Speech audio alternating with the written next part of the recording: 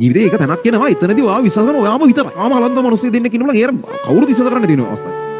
එතන තමයි ගොඩක් මිනිස්සුන්ගේ ටර්නින් පොයින්ට් එක. ඒතර ඔය හැමෝගෙම කතාවල එහෙම කෑල්ලක් තියෙනවනේ. මොකාගේ වුණත් තියෙනවා. අන්තිමට නට්ටෙන්ඩ ඒ කෙල්ලම වෙලා ගිහිල්ලා අන්තිමට කොහමද එක තැනකින් ඌම මොකක් හරි එකක් හදාගෙන කොට ආපු කතා හැමෝගෙම තියෙනවා. එහෙම ටර්නින් පොයින්ට් මිනිස්සුන්ට තියෙනවා. ඒ ටර්නින් පොයින්ට් එක ඇත්තට. මේකේ කොහෙටද හැරෙන්නේ කියලා සම්පූර්ණ තීරණය. මේවට සමහර අම්මා තාත්තා විශ්වාස කරන්නේ නැතුව ඇයි. කවුරුත් විශ්වාස කරන්නේ නැතුව. හැබැයි මම විශ්වාස කරනවා ඕනම ළමයෙකුට කොයි මට්ටමේ ඉඳන් වුණත් ඕක කරන්න ඕන නම් කරන්න පුළුවන් කියලා. හැබැයි වැදගත් දේ උඹලා විශ්වාස කරන්න. ඔයා මේ ගන්නේ මාර පිරිසුදු උත්සාහයක් නේ. මේ වෙලාවේ උඹලා හිතේ වෙන මොකුත් ටාගට් තියෙනවද? මොකුත් එහෙම මේ වෙන යටි අරමුණු ඇතුව නෙමෙයි ඔය මහන්සි වෙන්න යන්නේ.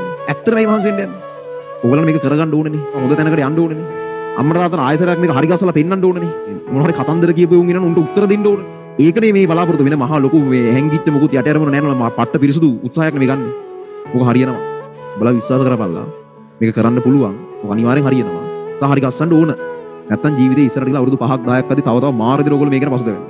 ඒක ඉතුරු කරන්න එපා.